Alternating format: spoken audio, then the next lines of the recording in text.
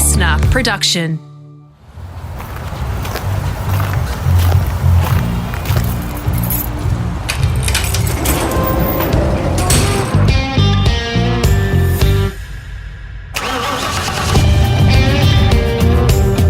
I'm automotive commentator and journalist Greg Rust, and this is Rusty's Garage.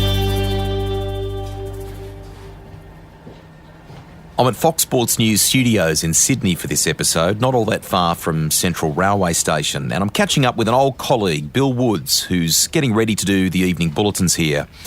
We worked together for over a decade at Channel 10 when the Australian commercial network had the lion's share of motorsport broadcast rights. I mean, they had just about everything, and Billy was the man, the front man for all the big events and panel shows. I learned a lot from him. In this chat, we'll reminisce for a bit, forgive the indulgence there, but I reckon you'll enjoy the insights, particularly about the late, great Barry Sheene, who was as much a friend as a workmate. The journey for Billy started on the south coast of Sydney, and as you'll hear, media wasn't the first career path he took. Grew up in Moruya, small country town, and in those days you're either a Holden or a Ford family. We always had Holdens, and usually a Holden station wagon. First car I got, I bought off my old man for a couple of grand. Not cash, I had to work it off. But he had this ledger every Saturday and whatever, I was helping him out with the business. So after we racked up $2,000 worth, I think he was probably generous, I don't know, I got the Kingswood. And that was a wagon because I was playing the drums in a band and I also had to lay carpet. That was my trade as a teenager. And so I had the station wagon, 3 on the stick.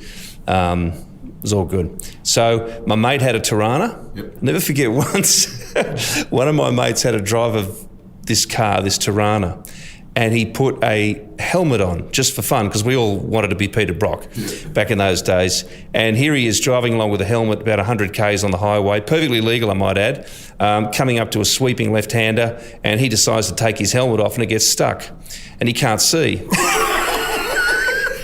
So here's me trying to steer the Tirana from the passenger seat with my hand. And in those days, obviously, the cars weren't quite as precise as they are now, so it was a bit hairy. Eventually, my other mate in the back seat ripped the helmet off him and we got it under control. But, this Ford Holden thing was so strong that my mate that owned the Tirana actually started going out with another friend of ours, and her father ran the local Ford dealership. And there was huge problems. And I'll never forget the day he came to me. He would have been 19. He said, Woodsy, I'm getting rid of the Tirana. I'm going to buy myself a Falcon. I wouldn't talk to him. He was set on that girl, wasn't he? Oh, well, they're still married to this day, I might add. They're close friends of mine. But I wouldn't talk to him for ages. It was that strong. I had another mate who was a Ford. I mean, it ran through the social fabric. If people went and bought a Ford, even if it was another guy went and bought a Mustang, one of the not one of my mates, obviously, a parent, and that was the subject of great ridicule and hatred. But of course, secretly, you were going past and that thing actually looks pretty good. You just weren't allowed to say it. I want to get to what you touched on before about the carpet laying. You and I share a little something in common, and that is we've ended up in the media, but we had a different career to begin with. So mine was banking and finance. You're a carpet layer, and mate, I'm sure I've got this right. One night you were presenting either the news or sport at 10, and as you do, you form a great relationship with the floor manager, the cameraman, the people around you. Did one of them say to you, "Hey mate, when you're done here, can you come around and help me lay some carpet at the weekend?" Yeah. That's exactly right. I can't remember who it was, but I know one of our reporters, John Hill, used to jokingly say to me, Woodsy, can you come and lay some carpet for me? Other people would often ask me to do it, mostly as a joke, but even well into my media career, reading news and, earning pretty good coin, I was still laying carpet for relatives and things like that. So was the station wagon the car, or did you get a ute or something when you're doing that? That's a funny story. The station wagon I had for a few years, and then I went to university, had absolutely zero money.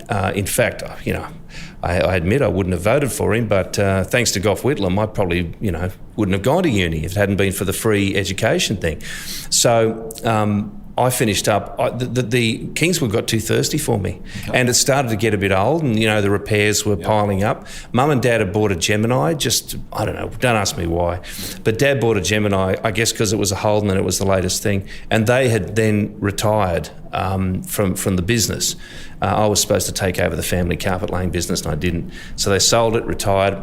And we finished up swapping cars. They got the Kingswood back because they weren't driving as much. They had dogs, and I still needed a little wagon, but it was a lot cheaper to maintain. And so I went from that to a Gemini. And it wasn't until I got married and Leanne and I bought a little Corolla because, again, we're just trying to save money. And I don't think there was anything then. There might have been a Barina or something available, or an Astra. But I finally departed the fold. I had to go for something a bit more, practical. People listening to the podcast will fondly remember, as I do, mate, a great chapter at Ten Motorsport, which kind of really began, I suppose, in the mid-90s. Great period for all forms of the sport, and you were the front man, mate. What connection, or perhaps what coverage of the sport had you done prior to that? Because I think you had a stint at 2WS in radio too, didn't you? Yep. I'd only done the average sports journo's coverage of Bathurst, basically. But I do remember, before we even got a sniff of motorsport at 10, for years, there weren't many guys in the newsroom that were that interested in it. So whenever an important thing came up, I remember doing exhaustive, glamorous packages, which is what we call a TV report, for big Formula One races, for example, between Senna and Prost, etc., etc. And WS, even though they hadn't actually sent me to Bathurst, I was still compiling lots of Bathurst reports. See, we had Mike Raymond working for WS in those days. So Mike basically did all the stuff from Bathurst, and I was sort of compiling it back in Sydney, which is a bit difficult for me, but at least we're covering it. And you just do your job. Anyway, but what they did do at WS is send me to Adelaide for a Grand Prix in 86, I think it was. And I met a whole bunch of guys who were doing the circuit there, reporters, who showed me around how to get, because there were guys like Mark Fogarty who were genuine roundsmen who were covering F1 all the time. And they introduced me to Ayrton Senna and Alain Prost, Nigel Mansell, Gerhard Berger. I even ran into Barry for the first time at the 86 Grand Prix. All those people that these guys helped me, and I'll never forget the help they gave me back in those days, mentoring, showing me around. I didn't have the guts to walk up to Ayrton Senna in the back of a pit garage and say, "Oh, Ayrton, do you mind having an interview?" I didn't know it was possible, but it was, and of course it wouldn't be now, but in those days that was how you did it. And those guys said, well, you don't walk in the front, you go in the back. You don't avoid this person because he'll try and block you. All these little tips, they were so good to me, and I had a great time there. So I had an interest in it, but never had access to it as a rights holder, as you would know yourself, same sort of situation. And when 10 started getting some motorsport from about 96 onwards, started with the Sandown 500, and then we got Indy, I think, and then on and on and on it went. And they accumulated everything after a while, and of course you and I were rubbing our hands thinking, how good is this? Yeah, it was an awesome period, mate. We'll get to it a bit later in the podcast. Nowadays, it's Bill and Boz, great panel show that you have with Mark Bosnich here at Fox Sports. But motorsport fans will fondly remember the odd couple, Bill and Baz, Barry Sheene, who you mentioned a moment ago. You've just told us about your first meeting with him. What about the first time you started working together at Channel 10, some of those early memories of working with a great man? That was hilarious. I was terrified. Really? Because, I was never a rider. As much as I respected it, loved it, I had mates who rode, I had no difficulty with it at all, but it just had never become part of my life because I either couldn't afford to have a bike as a second vehicle. I needed a station wagon for most of my career. And once I got married, if you know Leanne, she was never letting me ride a bike. So I had this weirdness about all appreciation but no experience. And I just said to Barry, teach me everything you can. And basically I sat there, and I think one of the things that got us together were two things. Initially, my approach was not as a smart ass. I said to Baz, I want to learn as much as I can. I'll do play-by-play, I'll call what I see, but you do all the explanation, and you, as we go along, you teach me what not to say to fall into any pitfalls. Not that I didn't, I still did, but, trying to do it the best way I can. The other thing was, as you know, this wicked sense of schoolboy humour. We were like two little kids. And we couldn't help ourselves. And you've been in those production meetings where we'd have, a serious, well-meaning, very credible producer trying to hold a meeting about the next 8 hours of TV we're going to do, and we'd all be giggling like idiots and cracking jokes. We'd all done our homework. He knew it. He knew that we weren't going to let him down, that we were totally committed to the job, but we're all just acting like idiots. And that was one thing we had in common. If someone said something that had a slight double meaning, we'd see the rudeness of it. And it was just, you were part of it, we're all part of it. It became just a huge team of guys who just loved having a joke, but also loved what we did. He would often say before we went on air, they'd be counting down, there'd be seconds to go, and he would say, "Here, let's have a laugh." It was his kind of mantra, which I loved. And there were funny things that people listening won't realise. In the commercial, the famous commercial with Dick Johnson about, guess a Kit Kat or whatever, we had a stash of Kit Kats right. in the drawer at Channel 10 for him, didn't we? We had a stash of Kit Kats. When we did the late night MotoGP calls, it was 500cc back then. Baz was he was always coming from his hotel room, and he'd have half a bottle of wine with him. Just for a warm-up. So we'd all have a glass of wine. But there was one night we were still having that glass of wine as we started the race. Baz has knocked it over and it spilled all over the desk. We started giggling and the poor old producer was saying, "What's wrong? What's wrong? I'm not hearing any commentary." We couldn't talk. Anyway, there's stuff like that. I think some of the better ones, you'd be aware, we taped your driving shoes to the ceiling of the room. Darwin, we're in Darwin. Yeah, in Darwin, just before you were... I hit the roof. I had a full sense of humour. If you'd hit the roof, you would have found them. But we were, and you were only a minute away from going on air. Stupid stuff like that. People's phones got hidden. My phone was in Arabic, all that sort of stuff. But the best one, I think, of all those things was when Baz almost had me arrested in Perth. We're over there for Rally Australia and he begged me to drive down this pedestrian mall, which was totally illegal. So I'm driving a hire car down this pedestrian mall with all these... "Oh, we're fine, Bill, this is all right." Exactly, you know how it would go. And little old ladies turning around in horror thinking, "What the fuck is this car doing here?" And the reason was Lee Diffie was doing a stage presentation for 10 with some of the rally guys. And we were there to sort of, be part of a panel. I can't remember. It was something on stage. Anyway, Baz wouldn't stop and walk the, 500 metres or so to the thing. He had to be driven right up to the stage. We get to the stage. We've parked the car beside the stage and I'm sweating bullets. Anyway, we're hanging around waiting for Stiffy to finish his thing.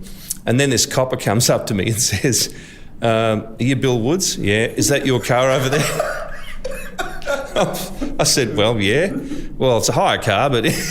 Anyway, he goes, "Did you drive it here?" I said, "Yes, I did." And he goes, "Well, I'm going to have to arrest you because that's so illegal. There's just so many laws you've broken doing that." And I'm thinking, I said, how do I get out of this?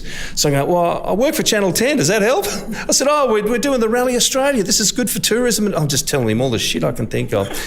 Anyway, after a while, I hear this laughter coming from behind the stage. There's Baz literally falling over with laughter. And finally the cop starts to laugh as well. He did a great job, that copper. He really had me going.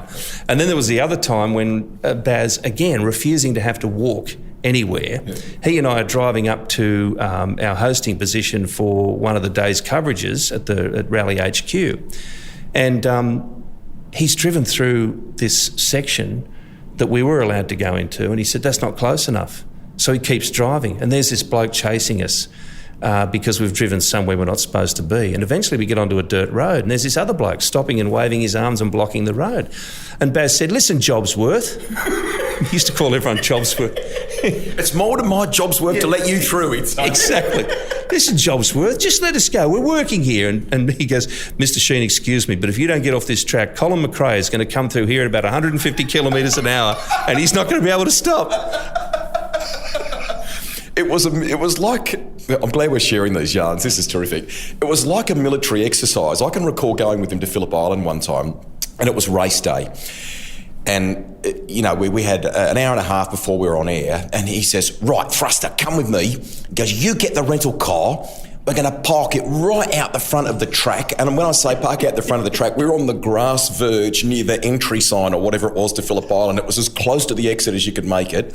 He followed me up with the moped, with the Vespa, whatever it was. I jumped on the back road back in with him, and he had the whole getaway plan figured. It was like, thanks, we'll see you next time. Hope you've enjoyed the coverage. Bye for now. And then he'd have the bike fired up. We'd roar out to the front on the bike, and we'd make the big escape mission. He was unbelievable like that, wasn't he? Didn't like a crowd, didn't like to be held up. He was so connected. You know, he would be probably the first superstar you and I ever worked with, and globally. Funnily enough, in the country that he lived in for so many years of his life, there were a lot of people who probably had no appreciation of how big he was. As you well know, he taught Princes William and Harry to drive go-karts. He knew everybody, and he was so well connected. Elton John and Billy Joel were doing a concert in Sydney one time, and I was whinging about the fact that I'd never bought tickets for myself and my wife to go, and all that stuff, the usual thing you do. And Baz goes, well, do you want to go or not? And I said, of course I'd like to go. So he picks up the phone and goes, hello, Elton. I need 2 tickets. Within an hour, Leanne and I were 6 rows back from the stage. Amazing. Watching this. And there was another time that when I went to interview Carmelo Ezpeleta over in Barcelona. Anyway, Carmelo's, very friendly, as you know. They were always very, very nice to deal with. And anyway, I'm sitting down, just before I did the interview, Carmelo goes, is Barry with you? In his heavily Spanish accent. And I sort of looked at him and I said, yeah, he is actually. And Carmelo had a look of horror on his face. And I said, what's wrong? He said, where is he? I said, why do you ask? He goes, well, the last time he came to Catalonia, he stole my helicopter.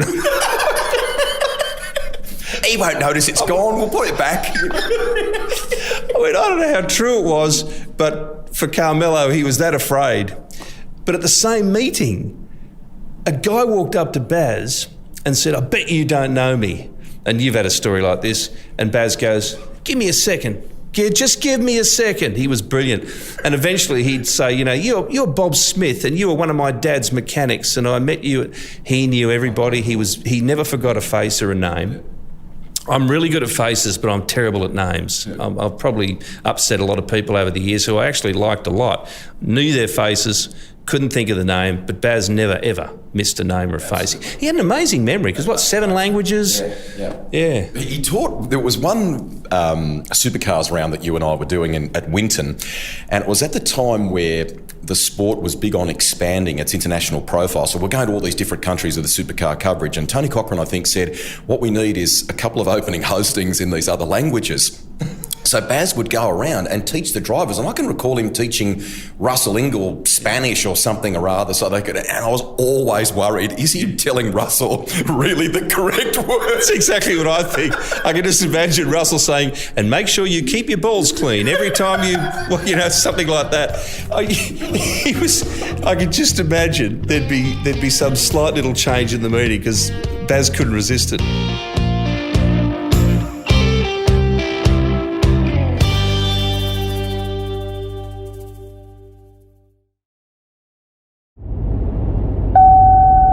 Automotive engineering is a combination of mechanical, electrical, and materials science. So pretty much you're a mad scientist. He lived on another plane to the average human being. I mean, with the helicopters and the wealth and all, and the associations he had. But you know what? He still had very down-to-earth and basic values. And I know he was a lad and all those things. There's no doubt about that. But, we often had our most meaningful and sort of close discussions about our kids. But anything like that was personal, and he was so connected with you that way. It wasn't like it was all fun and games, but if you had a problem, he didn't want to know about it. It wasn't like that, was it? He was always so thoughtful and caring. He's gone now, sadly, but I reckon he still had his first dollar. He was unbelievable like that.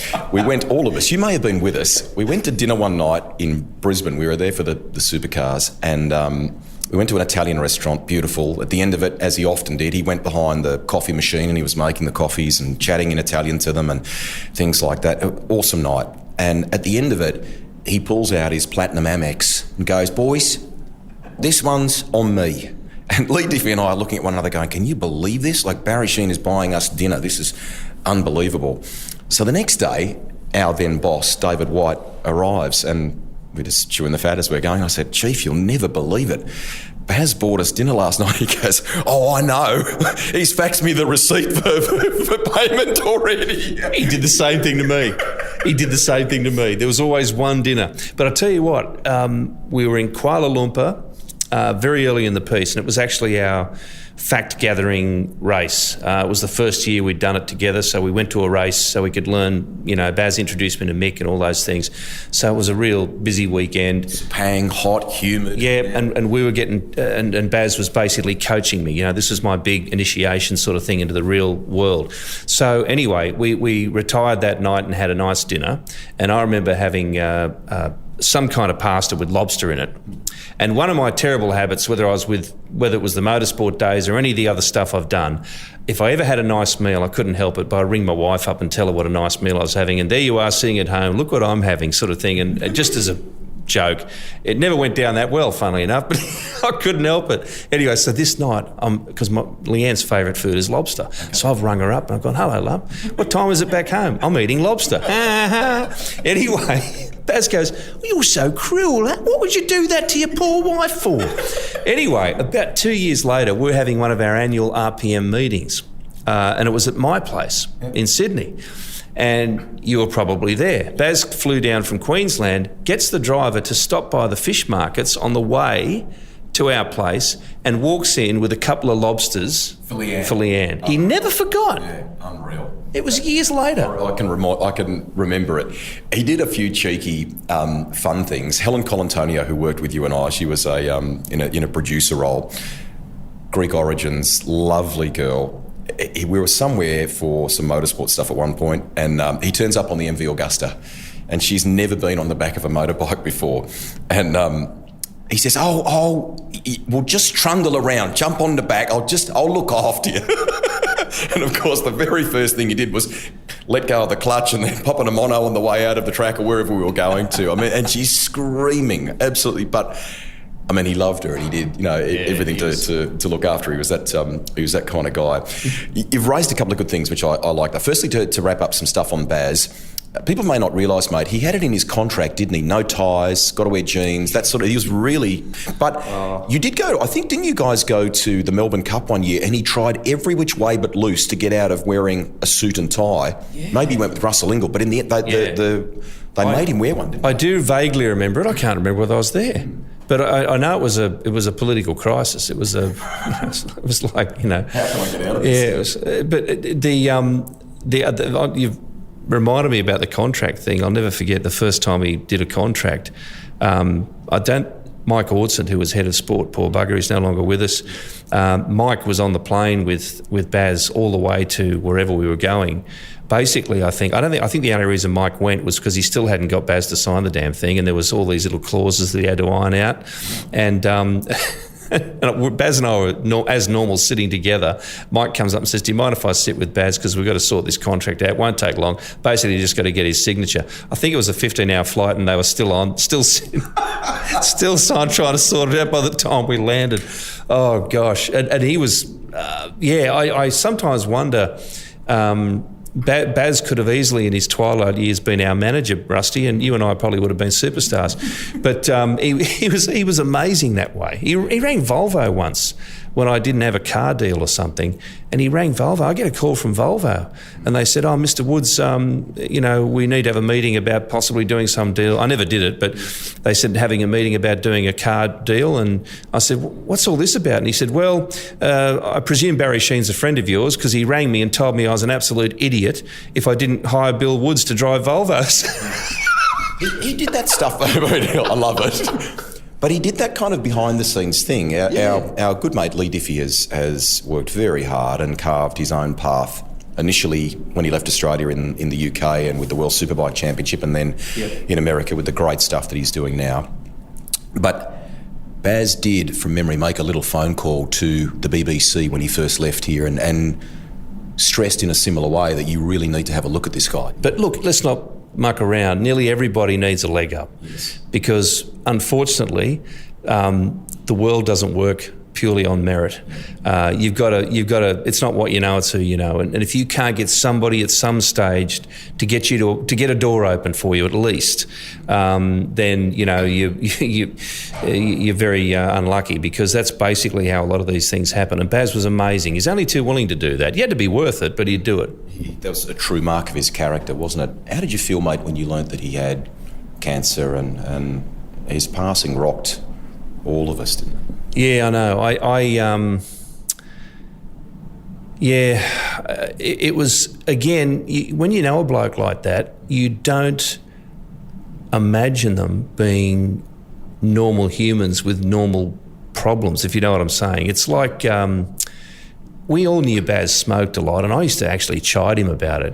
I wouldn't say we ever argued about it, but he used to tell me to shut up a few times. But when we first found out, and he was pretty open with us, because it was a losing battle. It was devastating, because I don't know, we just never thought it would happen to him. He was indestructible, especially what he'd been through with his career and everything. We'd all seen the videos and all those sort of things, and we literally thought he was indestructible. And you and I both did a similar thing, that we went up to see him towards the end. Unfortunately for me, it was just before our first Australian Grand Prix coverage. I mean, it was the only piece of the puzzle Ten didn't have. We got the rights to Formula One. And Baz was so excited about that, and played a major role in us getting the rights to it. Because of his contacts there, he knew Herbie Blash, all those people. Anyway, I don't want to talk about some of the aspects of that day, but one of the funny ones is he had an F1 handbook, which was exclusive to the people in Formula One, which was like a guidebook to the next season. And he said, I must give it to you before you go. And I must say, and you went up at a similar time, he was in pretty bad shape by then. He was almost hard to recognise. And the bugger, he handed me this book, and he said, no, I'm not giving it to you for keeps. You've got to give it back. I thought, and I said, and I will. I'll come back and give it to you after the Grand Prix.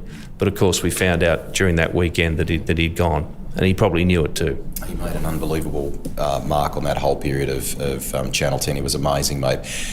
The best ride you've had? I reckon I can recall you going for a ride with Kenneth Eriksson in the Subaru WRX WRC car, it might have been. What else? What else did you do, and what's the one that impressed you the most?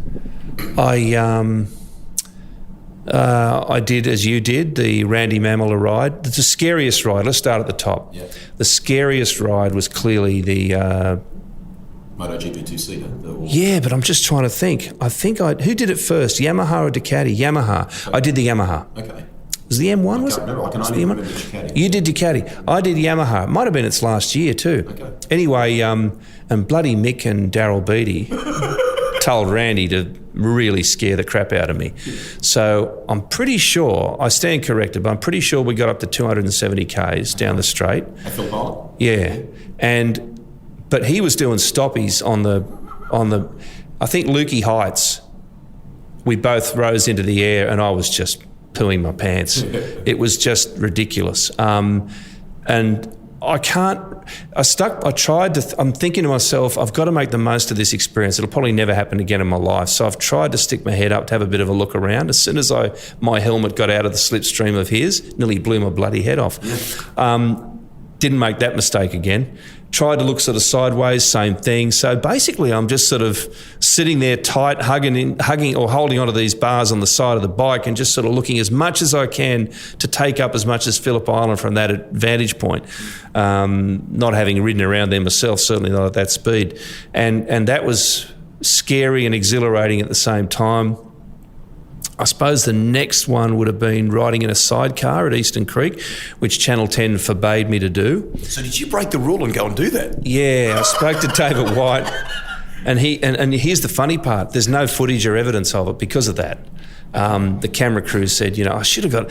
I don't even think we had photographs. We didn't have photos in our phones in those days either, so I don't think anyone got any record of it at all. Mate, that's wild that you did that. Oh, yeah. It was. I wasn't quite prepared for it. Well, I was. I did what I was told, and that was, obviously we were going a lot slower because I couldn't shift or do anything like a proper pillion rider would do. So it was restricted in that sense, because if I start doing that stuff, I could cause chaos, But I think he told me to do a couple of things while we're just a little bit of a lean, maybe, But it was, to be honest, I was just too busy hanging on. I just didn't want to slide off the thing, because it's like being on a dinner plate.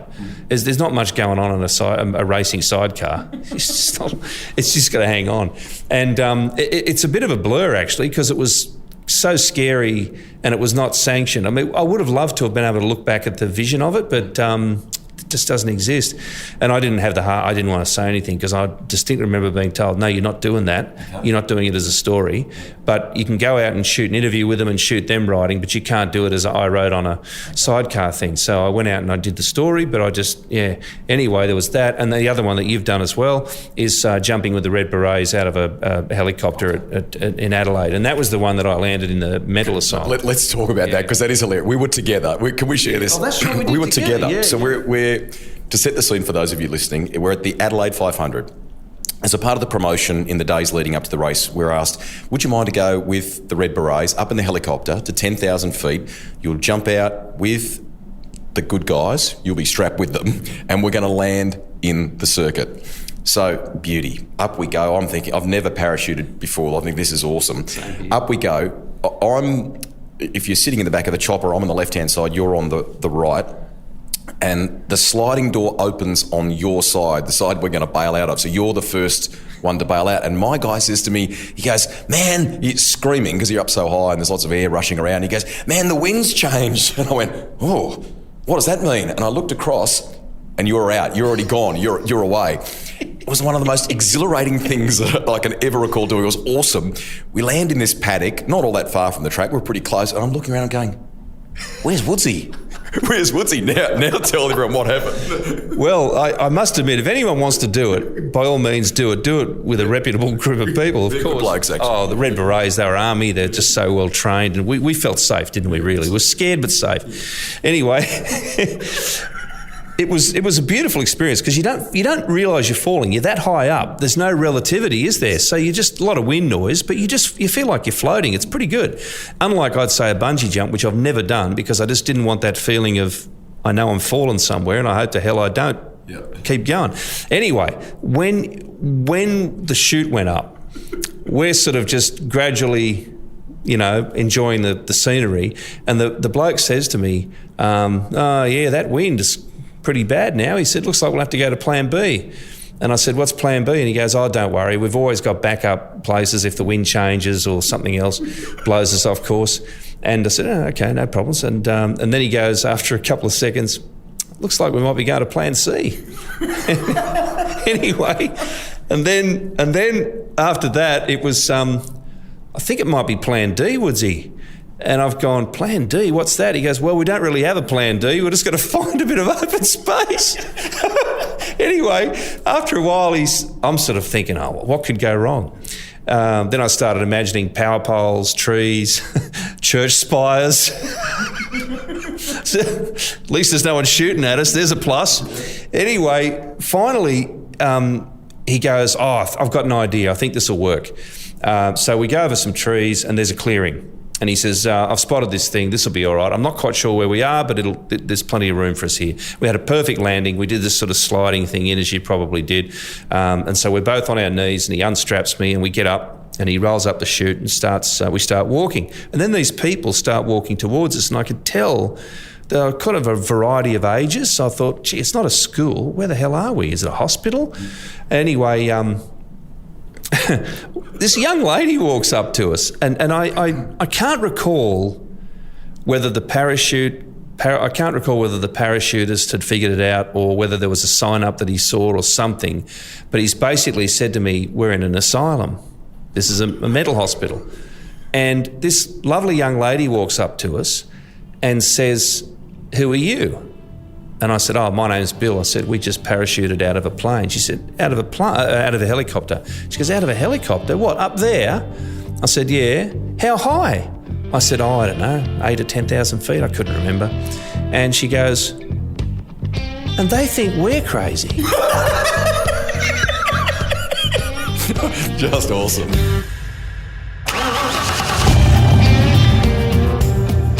That's the end of part 1 of my chat with the great Bill Woods. If you're keen on some more laughs and backstories from a ripper chapter with Ten Motorsport, make sure you hit the gas on part 2.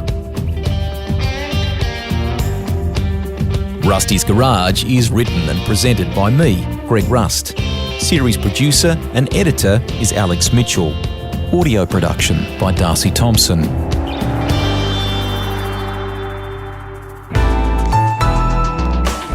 Listener.